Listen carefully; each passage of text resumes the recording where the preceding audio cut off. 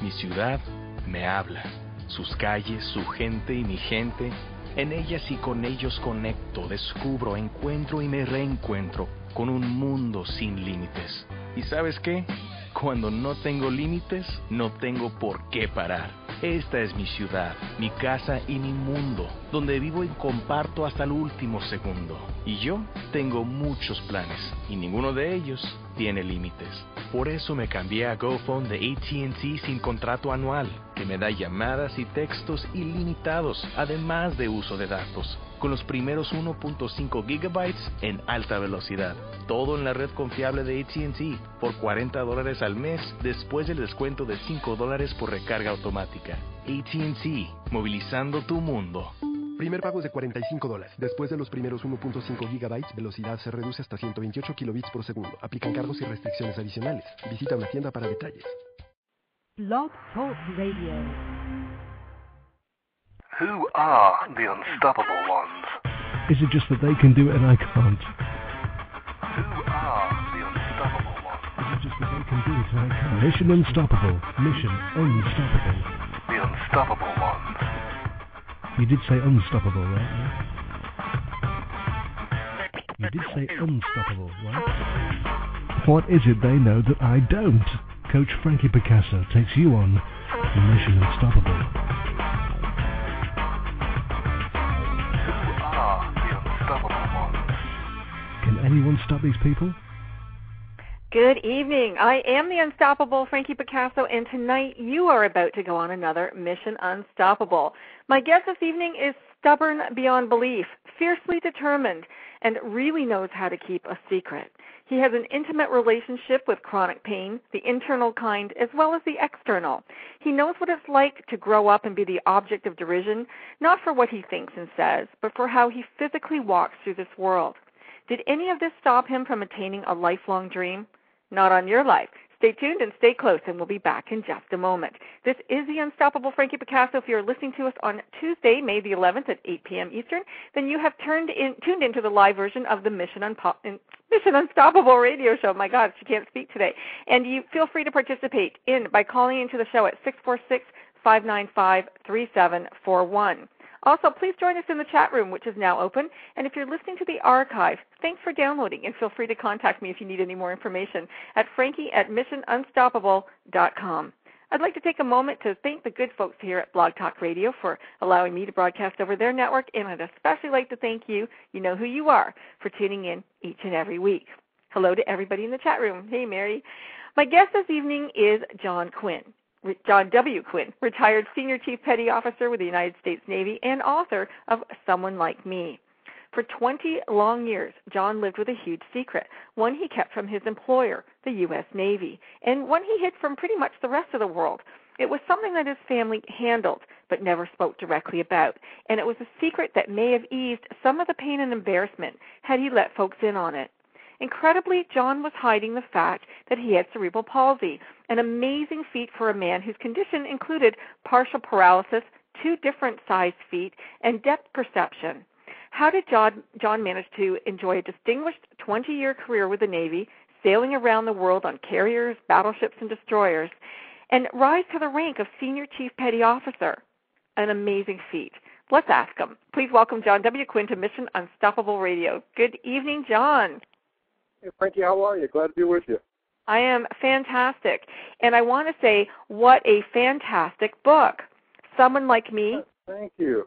Which can be found on Amazon.com, and I think from your website, johnwquinn.com. You bet. Is that correct? Got links on Borders, Barnes & Noble, and Amazon right on the website. Fantastic. They can also order a signed copy from me off the website, too. Excellent. So if you want a signed autographed copy from John, go to www.johnwquinn.com. There's something about the name John Quinn that makes for some tough guys, because the other John Quinn is pretty tough dude himself. He's in a wheelchair and a motivational speaker. But tonight we're talking to John W. Quinn. And John has cerebral palsy, and he wrote a book, Someone Like Me. And I was starting to say what a fantastic book it is. I started reading it, and I didn't stop until I had reached the end in one big go. And did you know that you were such a great writer?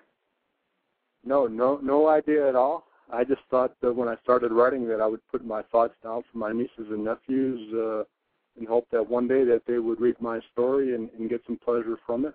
And but I quickly learned that I might have something special here, and maybe be able to motivate and inspire people who read my story. So I just kept plugging away, and people seem to like it. Well, I'm sure that, like you said that when you first started, you were looking for material that would compel you or speak to you on your own. Right. You know, When I first started, I wanted to be inspired by an adult with cerebral palsy. I wanted to hear that story, but I couldn't find anything out there. I found, I think, My Left Foot. And that was a great movie. Yeah, it's a great movie and a great book. Yeah. There's also a story out there by a man called Bill Porter, who was a salesman for a large company who had cerebral palsy. He was one of the top salesmen in his company. But nothing recently. Most books are written for parents with children with cerebral palsy, or there's dry medical journals out there. Right. So I figured, well, maybe I could tell my story and people could maybe get some inspiration or hope. And from what an incredible story it is. Let's tell folks what cerebral palsy is in the broad sense, and then maybe what it's like for you. Well, cerebral palsy is basically a disconnect between your brain and your muscles. My muscles don't get all the signals that they need from my brain to function properly. What that means for me is, what that means is, as I go through my day, I actually have to think about every step that I take. It's a conscious thought for me to move my body. So I have to actually tell my brain, okay, pick up your foot, set it down. Pick up your foot, set it down. Move your arm. And natural movement for me it's very difficult to come by. My depth perception is off, my balance is off, my posture is a little off. So those are the things that I deal with on a daily basis. When you were a small child, you started right away with therapy. I think you were, 4 years old, 5 years old? Well, I was diagnosed with CP when I was 4. I think I started physical therapy at Children's Hospital a couple of times a week shortly thereafter, yeah. Now, your father refused to allow any mention of cerebral palsy on your medical records. He didn't want that to hinder you, I guess, in any way as you went through life? Yeah, he tried. He tried to limit what was in my medical records. And he wasn't really successful fully, although my medical records as a child are very thin for someone born with cerebral palsy. But more my dad was concerned about was the stigma that having cerebral palsy would have on me as an adult. He didn't want me to be looked at as being handicapped, if you will. You've got a sister Kathy, a brother Jim, a brother Mike, and Steve who passed away. Is there anyone I'm missing? Jim? Let's see. My oldest brother Michael. I've got 3 sisters: Susan, Janet, and Kathy. I've got my brother Joe, my brother Jim, Stephen, who's passed away, unfortunately. Yeah. So there was a bit of some of the kids had a few conditions. Kathy and Jim. Yeah. Kathy and Joey have mild mental retardation. Jimmy was born with a cleft palate. My sister Janet was born with a heart defect. So we had some challenges in our household. That's a lot of challenges in one family. Do they know the reasons for that now? No. They really don't. I could sit here and debate all day, but I really don't know the answer to that question, and I'll never know because my parents are gone. That's right, yeah. Well, your father was a police officer. He had all these kids, so one job obviously wasn't enough. Your mom had a lot of kids to look after.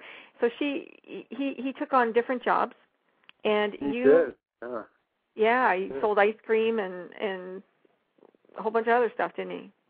He did. He was a hard-working guy. He would work the midnight shift on the Detroit Police Force. I come from a family of Detroit policemen.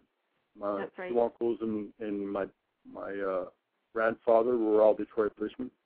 So my dad would work the midnight shift, come home around 7:30, take a nap, my mom would make him breakfast and around 9 o'clock, and then he would go load up an ice cream truck and deliver ice cream around the neighborhood until sunset, come home, take a nap, and then go hit the streets of the Motor City patrolling on his motorcycle.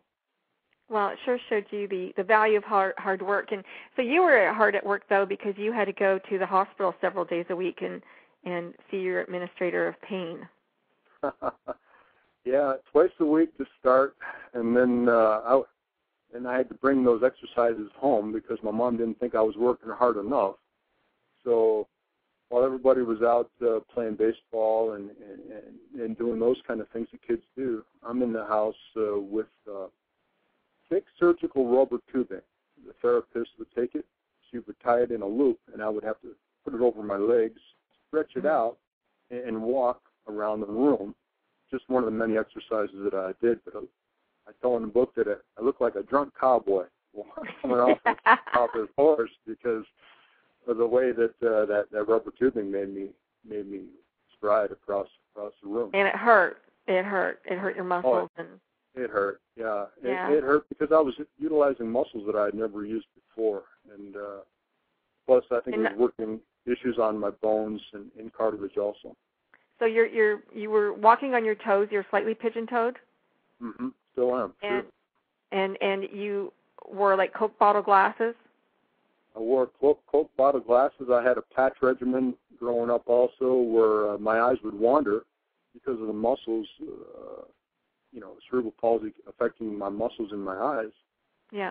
My eyes would wander, so I had to put a patch over my eye at night in the hope that it would straighten my eyes out. I've had a couple of eye surgeries also, in addition to one leg surgery that I know of. So, yeah, I had some routines growing up as a child that I had to... You are one tough cookie, John W. Quinn, and I just want to ask you, I mean, no, I hate to say it's no wonder that kids would make fun of you because that's what kids do. They're cruel.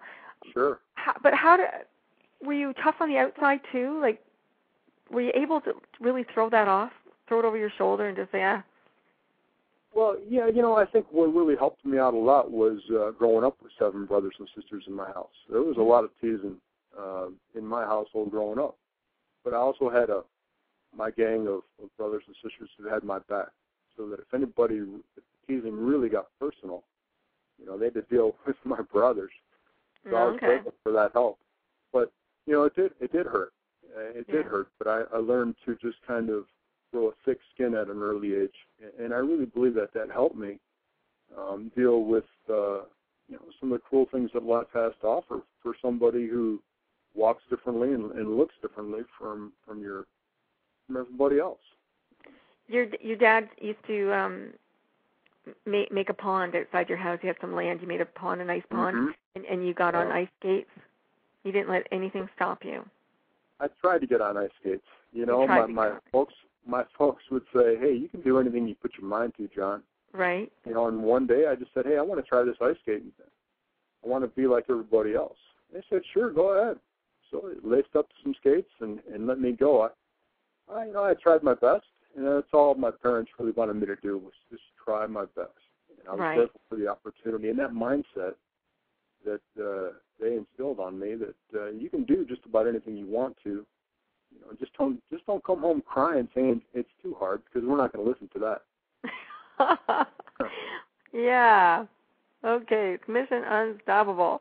So you were in school and you decided, grade 8 or something, maybe, that you thought you'd just join the wrestling team? You didn't have enough on your plate? Okay. Yeah. Kids, you're a run. I still had dreams of being like my brothers who were on the team also and competing just like everybody else. Who cares if I was 78 pounds, Come on. So I told my folks I wanted to join the team, and they said, "Sure, go ahead. Again, if it's too hard, we don't want to hear it. Don't come home crying to us." Did you come home bruised and battered? I got all, there's these things called mat burns. Yeah. If anybody's out there, your listeners know what a mat burn is. That little chuckle. I had mat burns all over my body, and I would come home after practice, and I was so tired I could barely make it up the stairs sometimes. But I loved it because during those 2 hours I was on the wrestling mat, I wasn't the kid who walked funny. I wasn't the kid who wore thick glasses. I was a wrestler, and you know, I love just the chance to be just like everybody else. And that's all I ever wanted. That's all I ever still want. I mean, I think that's all that we all want in life. Absolutely. We all want to belong. We sure do. So that opportunity gained you one of the greatest friendships of your life, didn't it? Not one of the greatest, the greatest friendship of my life, Frank. Yeah. You bet. In fact, I just talked to Phil, my best friend, Phil Freeman, just a little bit ago before I called you up. I talk to Phil about every day, and I met Phil on the wrestling mat in the 7th grade, and we've been best friends ever since. You know, you wonder why things happen in life. Well, I know why. I was on that wrestling mat, and it was to meet my best friend, and for that I will always be grateful. And tell us what he did for you that day, you know, when they kicked you off the team. Yeah. Thank you. Well, first of all, let's just say that you had, something like 72 matches, and you were 72-0? Well, thanks for bringing that up, Frankie. Well, I'm sorry. You know, I used to manage a World Kickboxing Champion. You know, numbers mean something. But that's, you know, the fact that you went 72-0 doesn't say that you were a failure. To me, it says, man, you got a heart of a champion. No, I went 0-72, Frankie. I never did win a match. Well, okay, I flipped it. But, you know, you may as well flip it back because I think that you were a winner just going out there that many times. And, you know, I learned how to be a winner by meeting people like Phil, because I'll tell you what he did. It was about 10 days, 2 weeks into my wrestling career, and the coach could see that I was struggling. Now, I didn't tell anybody on the wrestling team that I had cerebral palsy because, again, I wanted to be treated just like everybody else. Sure. The coach could see that I was struggling, so he calls me into his office, and he says, you're cut off the team. Clean out your locker. So I walk out, and I got tears in my eyes, and Phil, who's the best wrestler on the team, he looked at me and says, what's wrong with you? I said, I just got cut off the team. And he looked at me, and he got up, he walked into the coach's office. And I don't know what was said, but 5 minutes later, he walks out, he says, you're staying on this team. So he put it on the line, and I learned, you know, fairly recently, Phil said, if he goes, I go. This kid's got more guts and determination than anybody here, and you're not cutting him off the team. So I got to stay on the team and wrestled all the way through high school. What a friend to have. Isn't that amazing? Yeah, it is amazing. You know, not very many people will go the line for somebody else, and at that age to do it, and you know, for somebody that he didn't even know you that long, did he? No, just a couple of weeks. But yeah. It just shows you the kind of person that he is, and he still is. It sure does. And he's still that way. He's a great leader and a great man. So this sets the tone for, you know, what's to come. You are a determined young man. You don't like to give up. Your dad tells you, you know, do and everything, but don't come home and complain about stuff if it doesn't work out for you. Right, and you get it in your head that you started to go to university or college to do computers, didn't like it so much, no. and regrouped and decided that you would join the Navy. How does a guy join the Navy with cerebral palsy? How do you pass? You know, I just wanted. I was influenced by my brothers who had joined the Navy prior to me, and I was influenced also by the gold-winning 1980 USA Olympic hockey team.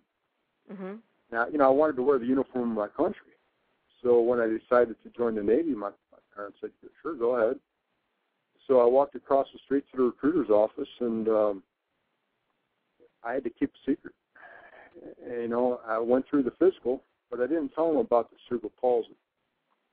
So that when it came, we were in downtown Detroit, where I grew up, and the last thing that they make us all do is this upwalk exercise. We get down in like a catcher squat, keep your arms out straight. Well, I couldn't do it at this time. Okay, but you know, as I read that, and I just had to. It begs the question, why? What would you possibly? Would you have to start doing a Cossack dance or something? Why would you need the duck walk? I don't know. I think they were looking for spinal alignment or something of that nature. I don't know. I didn't question the government. I was too scared to ask that, to even wonder why. But I knew right away I couldn't do it. But you tried. Get down in a catcher squat, you put your arms out straight. And I was 6'1", weighed about 128 pounds soaking wet. My body started shaking. I couldn't hold up my own body weight, and I fell over. So these 3 doctors come over and said, "What's wrong with you?" I said, "Nothing." Try that again. Well, this time I tried to put one hand down on the floor. I said, "Both hands up." I tried it again and clunked, fell over again. They said, "All right, everybody else passes, you come with us." So I was pulled over into a corner, and they took a closer look at my body and didn't really understand it. I don't think they understood exactly what they were saying. I had. And they were asking me questions. Have you ever been hit by a car?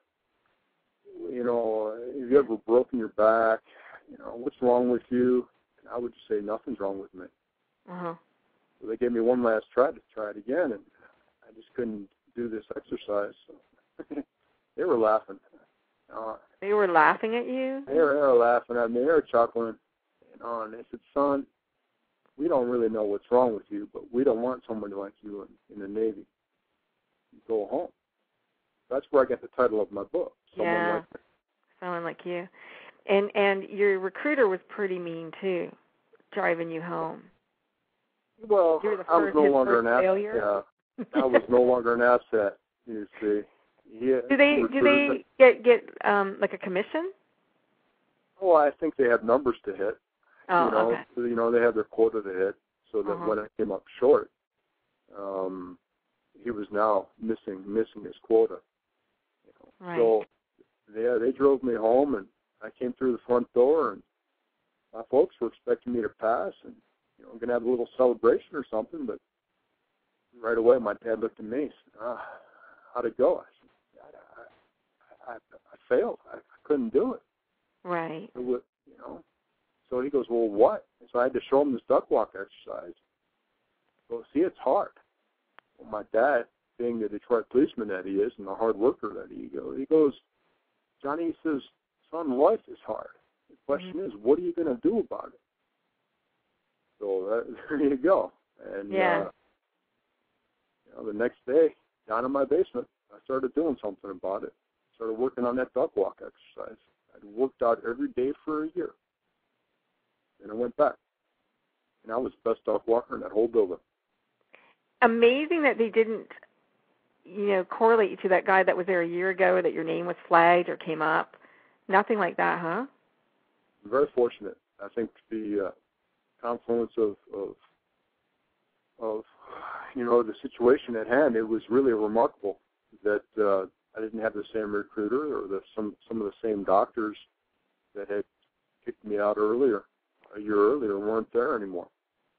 So fantastic. I walked in. I had my fingers crossed, and everything seemed to work out pretty well. Well, it looks like the stars were in alignment for you there.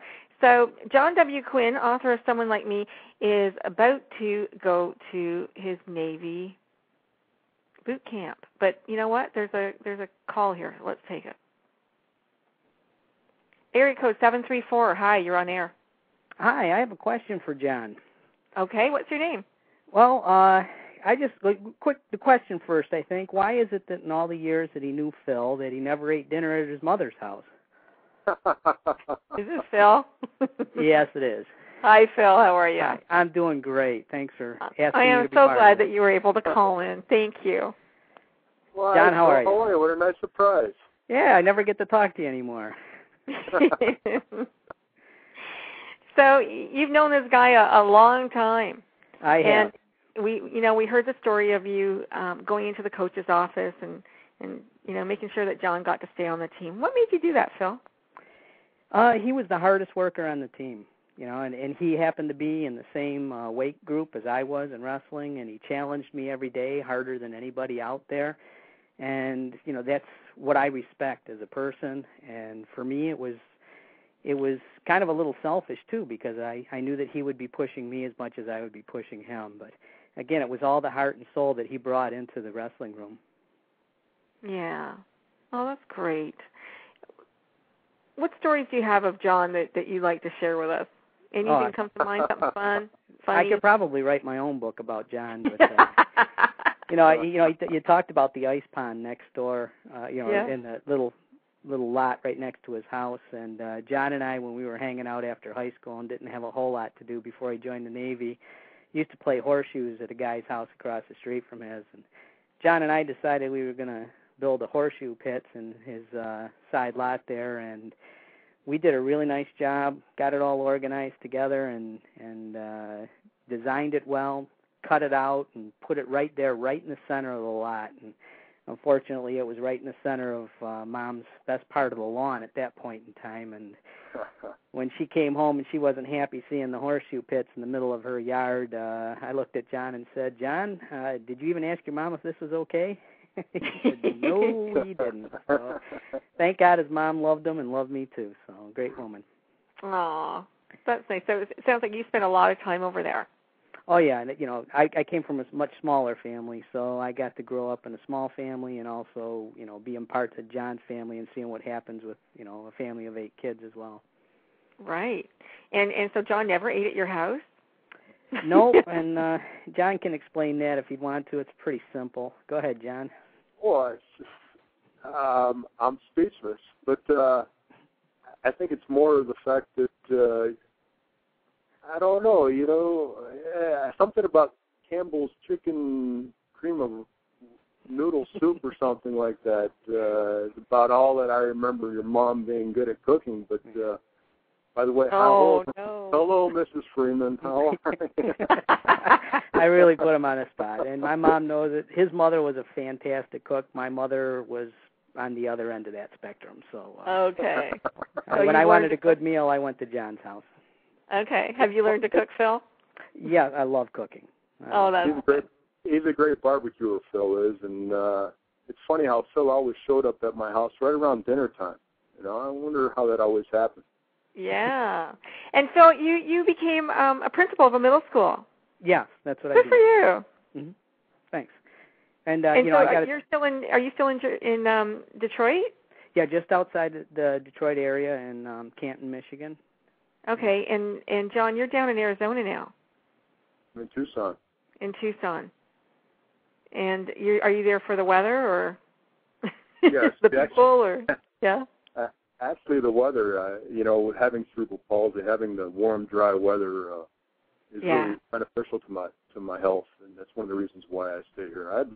I tried to live in Michigan after I retired from the Navy, but the cold and the dampness just wasn't for me. I just couldn't handle it very well. Wow, Phil, thank you so much for calling in. Stick around and I'll keep you online if you want to pop in and say anything. Please just jump right in. I want to go to boot camp now with John because you talked about the cold and when you got to boot camp it was probably one of the coldest that they'd ever had it.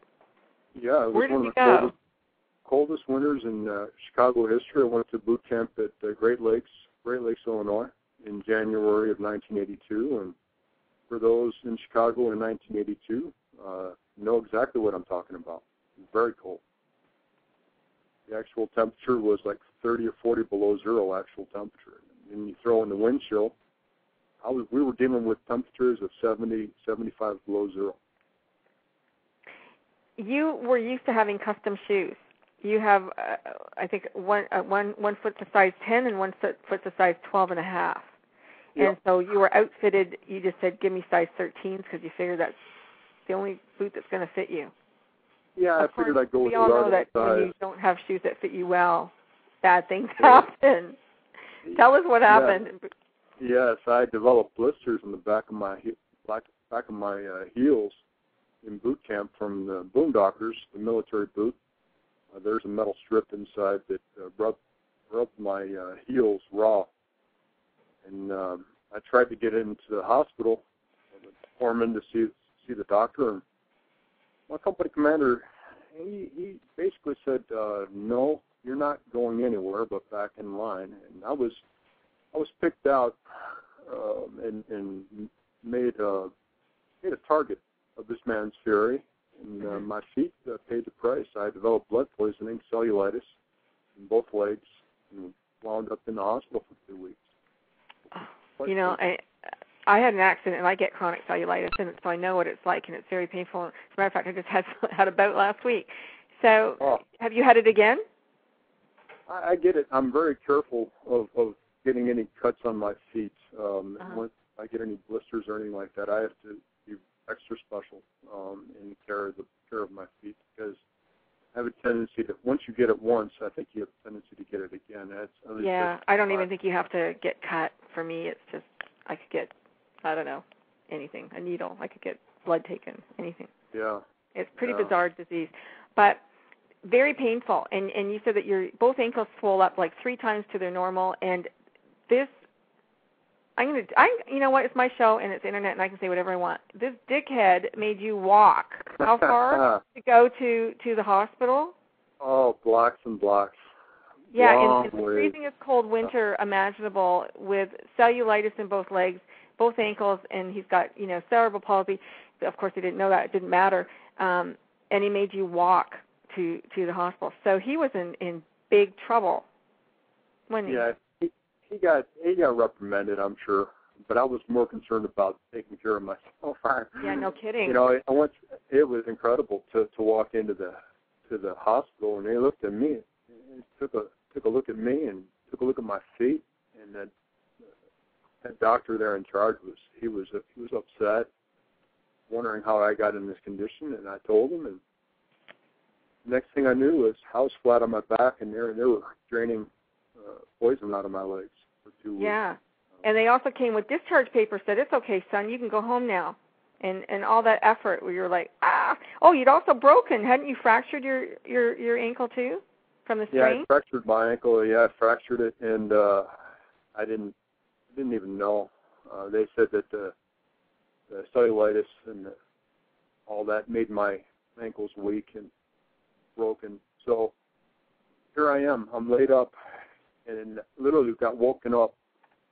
My legs are suspended in harnesses, and this doctor comes over. He says, "Here, sign this." And I said, "Well, what is it?" He said, "This is your discharge paper. We're sending you home. We think it's in the best interest of the military. You've been through a lot, and we're just going to send you home." I looked at the doc. I said, "I got to make a phone call." He goes, "Well, who are you going to call?" I said, "I got to call my dad."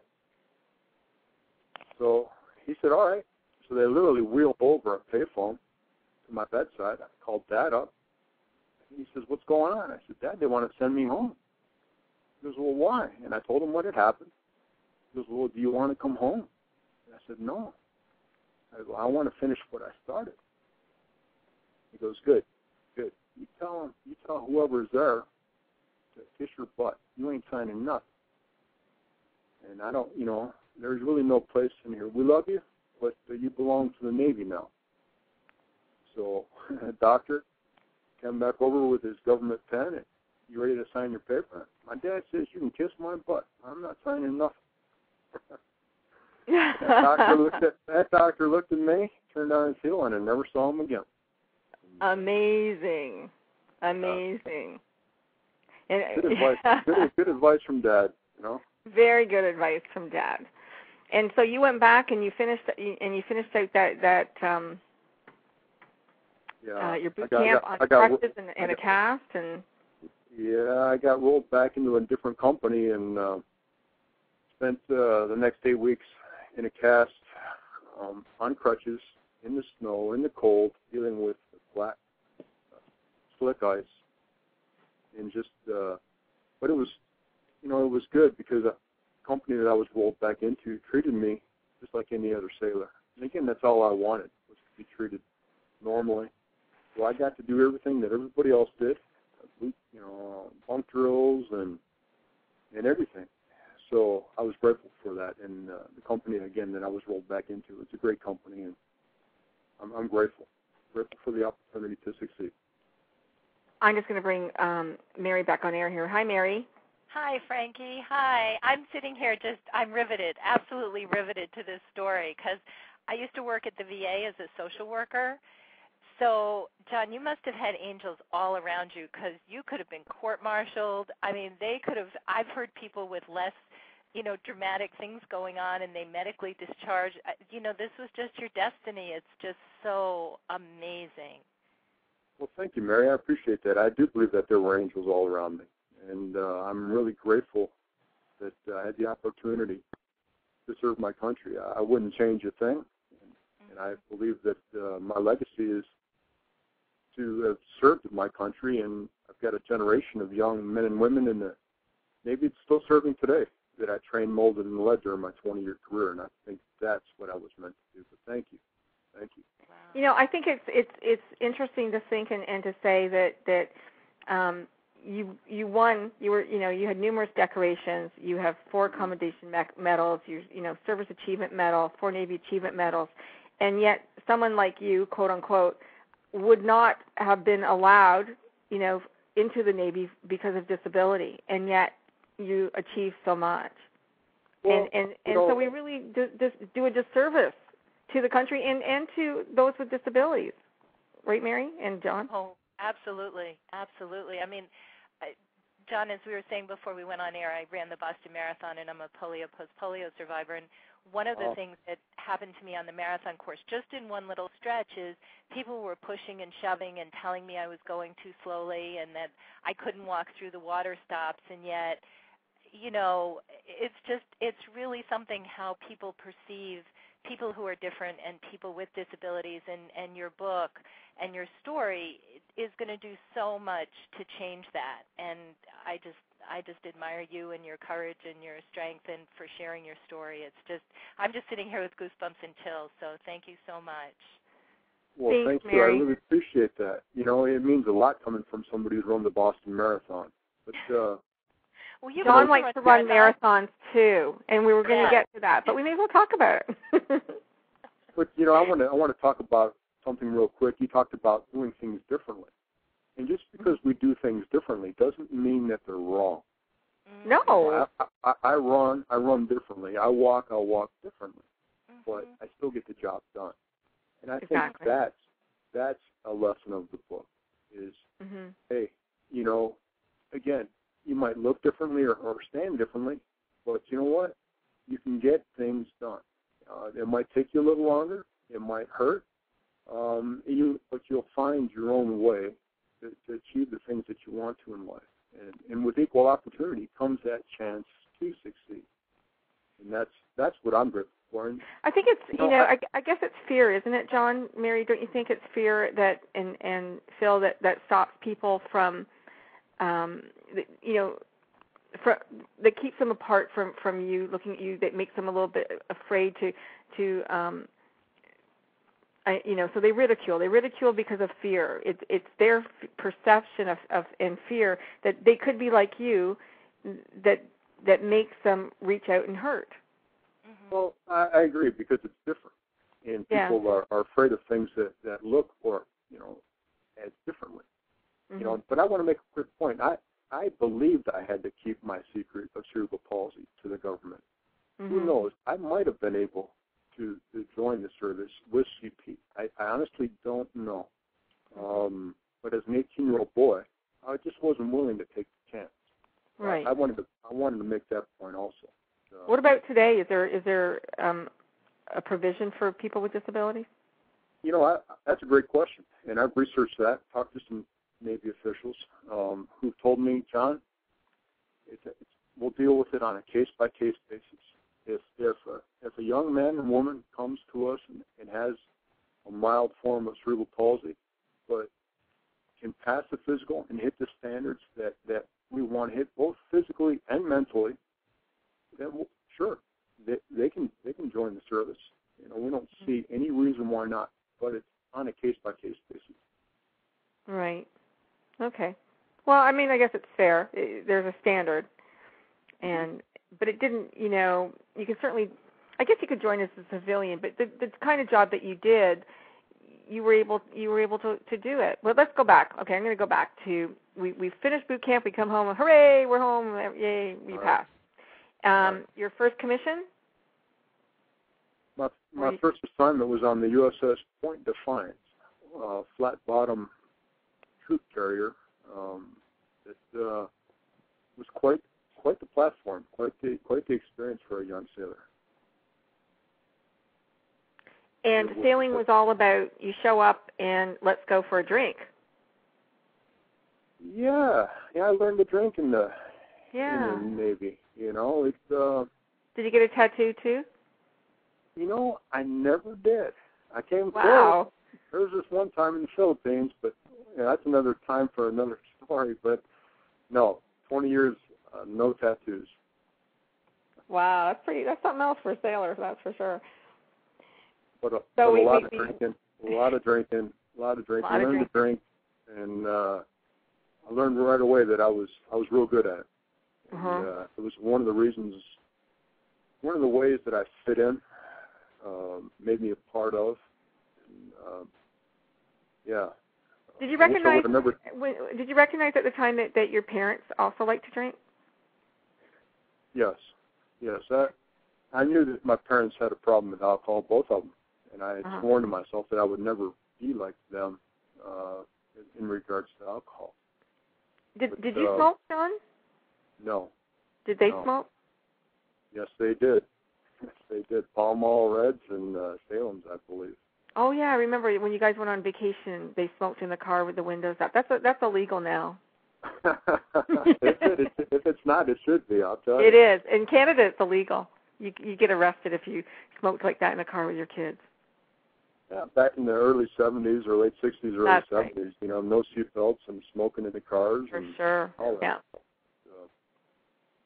Wow. Yeah, I learned to drink right away, and looking back on it, I wish I would have never taken that first drink because it led me down a path that was quite painful. You encountered a lot of hardship. Not only did you have the physical disability, the emotional, I'm not going to call it a disability, but the emotional hardship that you had from other people being, right. Unkind. Sure. You came home from leave once and your brother Steve committed suicide, and that was really tough for you. It was because, I wasn't around a lot. Being in the military, you're only home a couple of times a year. Right. And to have this happen while I was home was quite traumatic for me. I wrote about that in the book because I wanted it happened to me, but I wanted to show that I needed help after that happened to me, that I needed to get help. I couldn't handle it on my own. I tried, and I failed. So I got some help. Was in counseling for 18 months, I believe. Talking to someone on the phone just about every day. You were really angry, and you didn't think that anybody could help you unless it was somebody who had actually had that happen to them too. That's correct. I didn't think that, I wanted to talk to somebody who had been through the same thing. So I was able to find that person, and through that commonality, I was able to relax and go, okay, now I can talk to you because, people were telling me, oh, it must be terrible and this and that, and they were trying to help in their own way, and I appreciate that. Mm-hmm. But it's not what I wanted to hear. In my mind, I needed to talk to somebody who had experienced the same thing, and I was able to do that. And one of the reasons why I wrote about it in Someone Like Me was in the hope that somebody would read this and realize that, hey, I might need to get some help myself. Because suicide is something that affects countless numbers of families, not just... Oh, gosh, yeah. I mean, Mary was just saying in the chat room here that her father had also committed suicide when she was 17. She asked me for your email, and I just gave it to her. I hope that's okay. Sure. But not only did Steve die, but Steve was the good-looking one. He was the outgoing one. He was the one really who could have made, done anything and everything. And yet he's the one who kind of succumbed. Yeah, it's amazing. You tried so hard to live. And he tried so hard just to die, yeah. Here I am, got the grace of a box of rocks, struggling to pick up my feet and put them down and look normal and natural. And my brother Stephen's got a smoothness of stride that I would just I would marvel at. And he could smile. He reminded me of Tom Cruise. Mm-hmm. If you ever see the movie Color of Money, where Tom Cruise plays that pool player, that was my brother. He could sell ice cubes to Eskimos, and women just fell at his feet. And here I am. Phil? Yeah. He's describing Steve perfectly. We were all jealous of Steve. He could walk into any room and walk out with any girl in there if we pointed one out to him. And he was 26 when he died? He was. Wow, so young to know that you don't want to be here anymore. And did you were still back at home though, Phil? Did you ever see Steve or? Yeah, I run into him periodically. In fact, the night that happened, John and Steve and his brother Jim, his brother Mike were all over. We were all over at my house or my parents' house at the time, and it just it seemed like any other night. There was nothing that indicated that something was wrong, and so it was just a tragic thing to find out the next morning what had happened. And again, I think the tough part about it is that none of us saw any of the signs of anything happening, and then it happens, and you feel like I should have known something, or I should have been able to step in. Well, two things happened. One, your dad had died at a very early age, at 51, right? Right. And Steve was they had kind of were on the outs, and so I guess he felt really bad that he wasn't able to repair that relationship.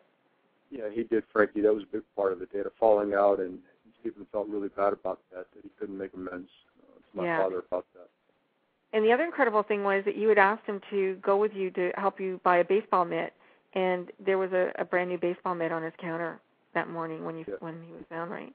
For you. Yeah, yes, and looking back on that day, Stephen, or that night, well, even that whole day, Phil knows this. He was in such a great mood.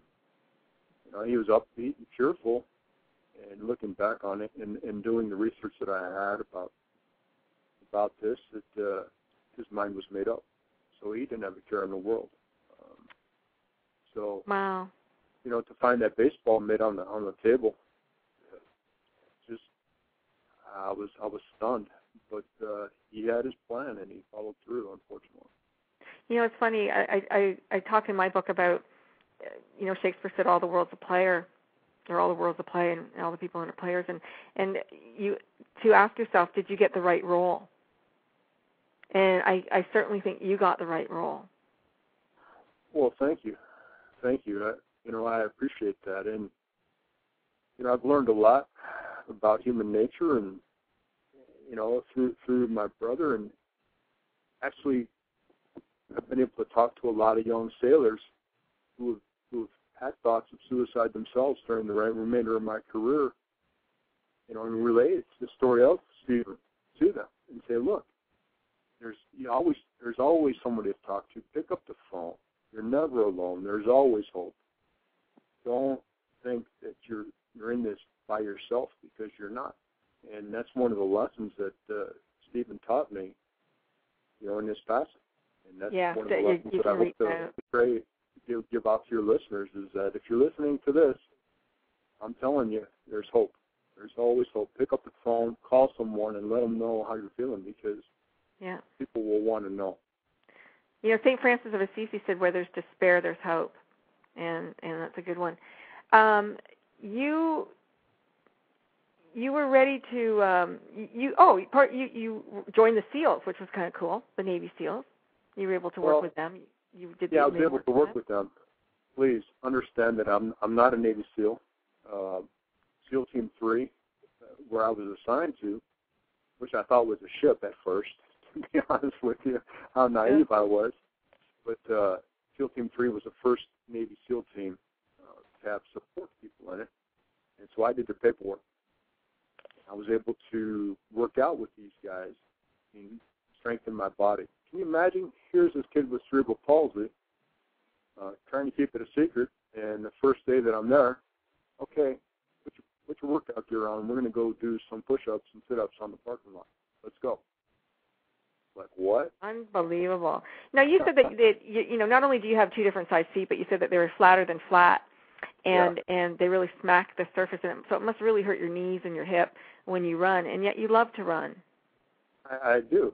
It gives me a freedom that I really enjoy. I don't know. I'm able to turn my mind off when I run and not think about things. And if you're a runner out there, you think you might understand. But I just love it. And yeah.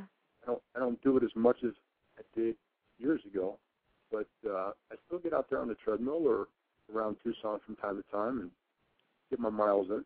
Sure. Well, that's good. Good for you. I used to love running too. You fell in love and you were ready to quit the Navy. Yeah. What a good CO you had. Yeah. Smart man. I fell in love, but she lived in Michigan, and I was in San Diego, so that wasn't going to work.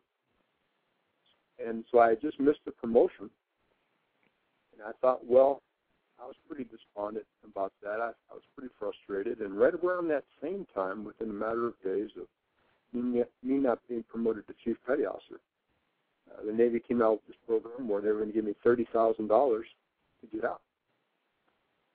And this girl in Michigan had just broken up with me. So I thought, well, this is a great way for us to be together. So I ran my request up to get out of the Navy at the 10-year mark.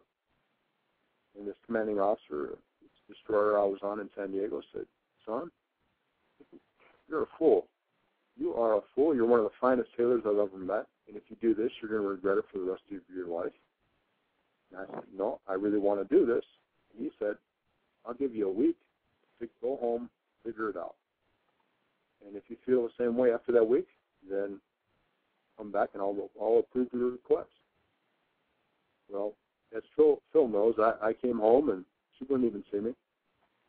Did you ever meet her, Phil? Yeah, I did meet her. They seemed like a good match for a while, but then it just wasn't working out. In fact, John never asked me for my advice on this one. In fact, when he did come home that week, he didn't inform me that he was on his way home. I think he didn't want to hear the advice that I probably would have given him as well. For the first time, only time. I mean, I wish I had been around then, because I was, oh my gosh, here's a girl, she just wanted a uniform. Unbelievable. But here we go. Okay, we won't talk about her. She's history. But, you know, I went back to San Diego and tore that request up and was able to serve my country for another 10 years, and I'm grateful for it. Yeah, and I'm sure they're grateful for it, too. Obviously, judging by all the accommodations that you got. So, again, we're talking to John W. Quinn, author of Someone Like Me. John was in the Navy, hid his cerebral palsy from his employer for 20 years. A mean feat, to say the least. Quite something. You had a little problem. We alluded to it with alcohol. You, when you took driver's ed, you found driving difficult, and later in life you found it even more difficult under the influence of alcohol, and you had a couple of driving under the influences. Right? Am I correct? I did. It was part of my drinking history. It's not something that I'm proud of. Of course not. Please don't drink and drive. But yeah, I was sick, and I didn't know it, and I needed help. So, fortunately enough, the Navy realized also that I was sick. So I got the treatment that I needed, and again, just another story of where I needed help in my life, and I was able to get it from people that were around me. But I haven't had a drink. I hope everybody is listening to this story, because you are like behind the eight ball from the get-go. You've got just masses and masses. Okay, let's just pile more crap on John. Let's just see what else he can get through.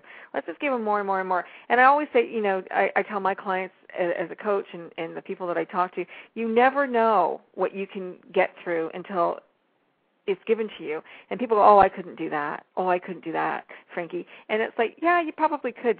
You've never been tested. So you have been mightily tested.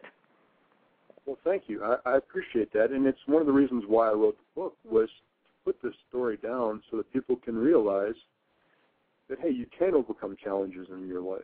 Mm-hmm. You know, just because, you know, you might have a challenge that you're facing, there's always a way to get through a challenge, whether it's by having a best friend that you can lean on, or maybe getting some help for a problem that you might have. I've had to do all those things. Mm-hmm. And in the end, here I am, and I'm grateful for the opportunity to tell my story to people. And again, the emotional response that people have to my story, it makes me really happy as a writer, because people are coming up and saying, you know, I can relate to part of your story where your brother commits suicide, or I can remember growing up and being teased as a 9-year-old. So everybody's got their own little part of my story that they can take as their own. And I love that. I just love hearing that kind of feedback. It's wonderful. Yeah. You know, I have a sister who had a cleft palate who was beaten up almost every day at school because of it. You know, guys are very cruel. Oh yeah. Girls are cruel. Yeah. It's a tough world sometimes. But you know, folks like you get through it, and you're certainly champions and inspirations for so many other people. Phil, did you know that John had a drinking problem? Yes and no. I mean, he functioned very well, never missed a day of work because of it, but he could put him down. There's no doubt about it. So it was one of those areas where it was very difficult for me to step in and say, hey, look, it's time to stop.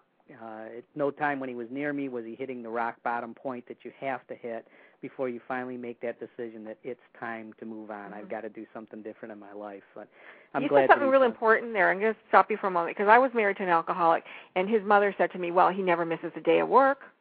It must be okay. Sure. Yeah. But when you see it starts taking over your life, and John made mention of it to me in some of our conversations, it's not about thinking about the bottle of beer in front of you. It's thinking about the next one, and when's the next one going to come. And so when you start thinking like that, it's starting to take over, and it's time to get some help. But did you ever throw up or anything, John? Because my ex never did. It never, if I had 2 drinks, I'd spin and throw up, and that'd be it. Did you ever have anything that made you stop? The only thing that made me stop was getting in trouble. When my life became unmanageable. There wasn't anybody that could have told me, John, we think you've got a drinking problem. There wasn't anything that anybody could have said to me until I was facing some unmanageability. And then, and only then, was I able to look at it and go, well, things have caught up to me now. I've got to do something. And the only reason, honestly, that I decided to get some help was I wanted to save my military career. Mm-hmm. I got into a 12-step program, and I learned really quickly that I was an alcoholic.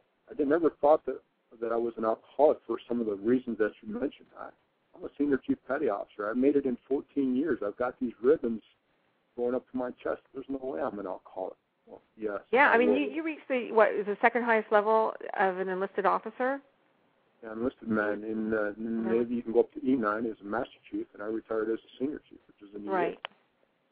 Another reason why I'm not an alcoholic, but yes, I was. And it wasn't the fact that I drank too much, it was the fact that I drank it all. That's the thing that really stunned me. It was the first drink that got me drunk, not the last one. And once I realized that's what you said. That was that's incredible. I always thought, I just drink too much. I just need to learn how to control it. Well, it's like standing on the beach trying to hold back the ocean. It's impossible. You can't do it. And for me, total abstinence was the way to go. And I haven't had a drink since that day. Again, I'm not proud of the things that brought me to that point, but I'm proud of the almost 12 years of sobriety that I have now. It was tough to hold on to that, though, because, another whammy came and hit you, and that was your mom, your beloved mom, died of cancer. Yeah, it was tough. That's the closest I ever came to picking up a drink. I just gotten, I think, 90 days of sobriety under my belt, and actually 30 days when she called me up and she said, John, I've got cancer. I said, okay, well, how are we going to treat it? She goes, no, they're giving me 6 weeks. And 6 weeks to the day, she was gone. 6 weeks, wow. And she had just found out about it, and she had 6 weeks? Yep. She was, she was not in the best of health. She had faced some issues herself. Mm-hmm. She was an alcoholic, but she had gone through and became sober, didn't she? Yes. She tried to help you. Fact, yes. She tried to help me many times, mailing me a big package of 12-step information that I looked at for 10 seconds and threw away. But my mom never said anything to me about my drinking other than the fact that when you're ready to quit, I'm here for you. Mm-hmm. And that's a lesson that I've passed on to people that I've tried to help. I'm trying to tell people. Yeah, you can't make anyone do it. They have to want to. But she saw me get sober, and she was very proud. And I'm grateful to have the conversations that I've had, that I did have with her during the 6 weeks that we had. I was able to make amends to her and do some things. And, for that, I'll always be grateful for that time. And it was good that you were able to go home and say goodbye. Yeah, how many people have that opportunity in their life? Not very many. Not many. And what a proud mom she was of not only me but all my brothers and sisters, and the way that she faced her illness was something that I'll never forget. I can't believe we've just gone past the time. I was so engrossed in typing and in the chat room and talking to you. The show is no longer streaming live, but it is still recording. And I'm going to just say once again that we have been talking to John W. Quinn, who is the author of Someone Like Me. And what an incredible, wonderful story, incredible man you are. And you're now retired from the Navy. And what are you looking at doing? Well, I would love to be able to travel the country and tell people my message of my book, and hopefully inspire and motivate. And who knows what the future holds. I'm just enjoying each day as it comes and looking forward to the next opportunity. Well, thank you so much for being my guest. Phil, thank you so much for calling in. I really, really appreciate you making the effort to do that. And Mary, of course, your undying support. You're just incredible. And I've now hooked you guys up, so that's one. You'll have so much in common. I think that you'll be able to talk to one another about all sorts of wonderful things. And if there's anything I can ever do to help move you along, it'd be my pleasure to do so. And everybody who's been listening tonight, again, John W. Quinn, author of Someone Like Me, and just a wonderful story and a wonderful book. Please buy the book. Maybe get an autographed copy from John and go to his website at www.johnwquinn.com. There we go. Have a good night. Thanks for calling. Thanks for listening, everybody. Take care. Bye-bye.